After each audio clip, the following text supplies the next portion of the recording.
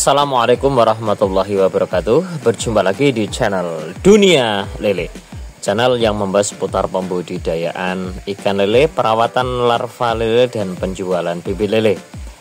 Para sahabat semuanya, di kesempatan hari ini ya, kami lagi briefing bersama anak-anak, bersama teman-teman ini yang lagi melakoni pembelajaran pelatihan di sini. Ini sebelum melakukan proses pemijahan, hal-hal yang terpenting yang perlu kami sampaikan masalah persiapan pemijahan.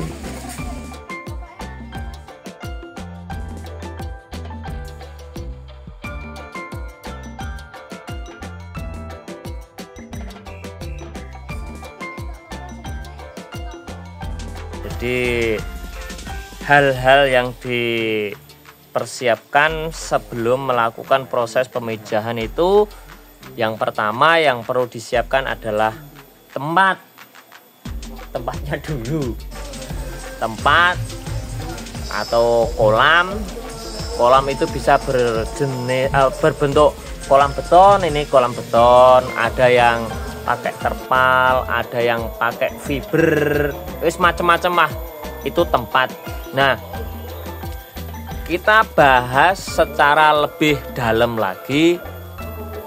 Kalau untuk kolamnya itu sendiri, sebelum kita pakai proses pemijahan, itu betul-betul kolam itu harus sangat steril, harus dibersihkan, harus steril.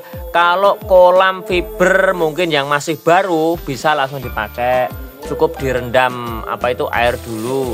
Tapi kalau kolam itu sudah kolam beton, sudah pernah dipakai ya, nah, kolam itu harus dicuci, dibersihkan dari lumut, dari kerak-kerak sisa bibit yang kemarin. Nah, itu kan namanya kan sudah dipakai toh. Kalau masih baru, masih semen baru, no problem, no masalah. Tapi kalau kolam yang sudah dipakai itu harus betul-betul dicuci bersih. Setelah itu disterilkan. Caranya untuk steril kolam itu ya itu pakai pemutih bisa, pakai kavorit bisa, terus nanti dicampur dengan formalin, campur blue cover. Itu dasar kolam itu kita rendam paling minim 24 jam. Nah, setelah direndam dengan cairan-cairan itu, kita buang, kita bersihkan, kita keringkan. Bahasanya kita keringkan paling minimal 3 hari kita keringkan.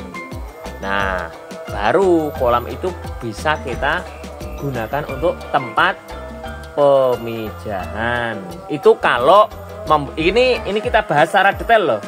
Itu kalau menggunakan tempat kolam beton yang sudah pernah dipakai.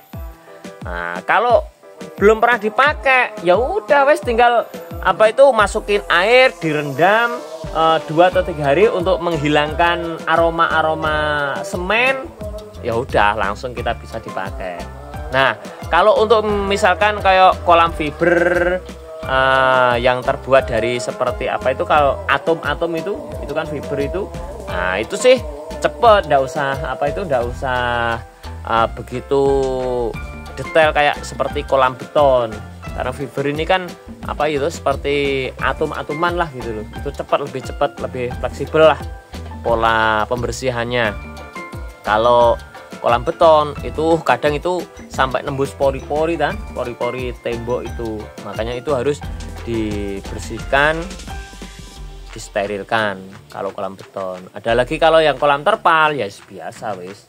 Kolam terpal pun juga seperti itu. Kalau sudah pernah dipakai ya seperti kolam beton untuk perawatannya. Udah, itu yang nomor 1. Nomor 2, indukan. Penyiapan indukan.